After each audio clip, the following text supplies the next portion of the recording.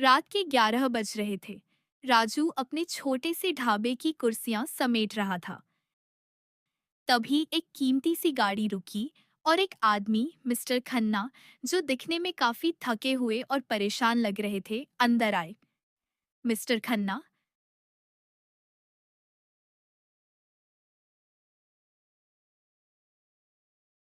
भाई क्या कुछ खाने को मिलेगा? बहुत भूख लगी है और शहर के सारे बड़े रेस्टोरेंट बंद हो चुके हैं।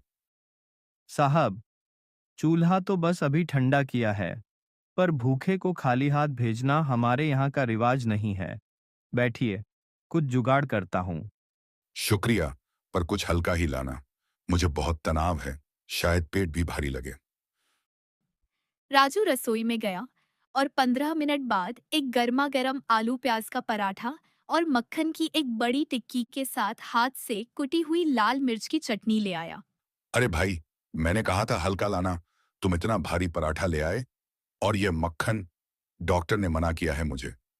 साहब, शहर की मशीनी रोटी नहीं है ये। इसमें घर की चक्की का आटा है और मेरी माँ के हाथ का निकाला हुआ सफेद मक्खन।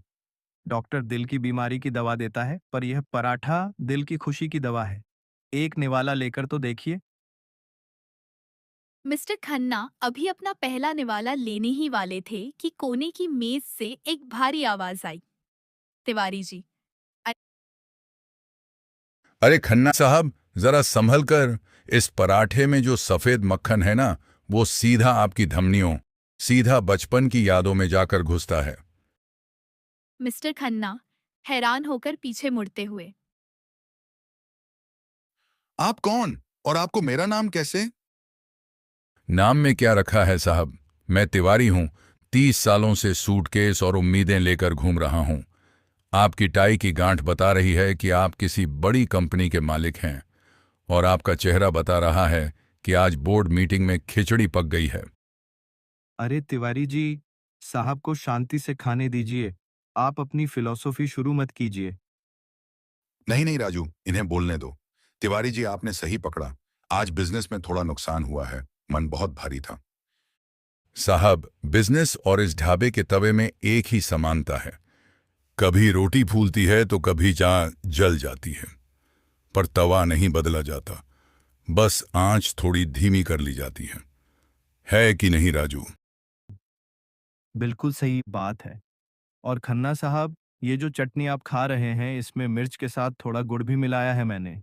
जीवन भी ऐसा ही है। तीखा हो तो थोड़ा मीठा खुद ही मिला लेना चाहिए। अजीब बात है, करोड़ों के ऑफिस में मुझे जो सलाह महंगी कंसल्टेंसी फीस देकर नहीं मिली, वो आज मुझे 50 रुपए के पराठे और एक चाय के प्याले पर मिल रही है।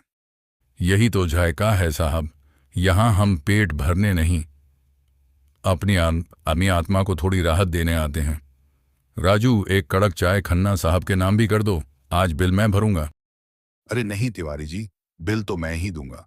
पर अगली बार जब आप इस शहर में हों, तो मेरे ऑफिस जरूर आइएगा। वहां चाय भले ही अच्छी ना मिले, पर बात करने के लिए एक दोस्त जरूर मिलेगा। वाह, यह स्वाद! मुझे बचपन की याद आ गई। मेरी माँ भी सर्दियों में ऐसे ही पराठे खिलाती थी। मैं सालों से बड़े होटलों में खा रहा हूँ, पर यह सुकून कहीं नहीं मिला।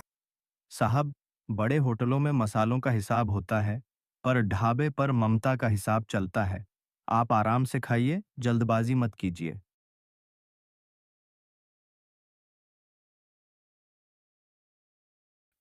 सच में राजू, आज पेट के साथ साथ मन भी भर गया। कितने पैसे हुए? साहब, पराठे के तो 50 रुपये हैं, पर जो मुस्कुराहट अभी आपके चेहरे पर आई है, उसका कोई मोल नहीं है। वह मेरी तरफ से इनाम समझ लीजिए। मिस्टर खन्ना ने हंसते हुए राजू को पैसे दिए और हाथ मिलाकर बाहर निकले। अब उनकी चाल में थकान नहीं, बल्कि एक अजीब सी ताजगी थी।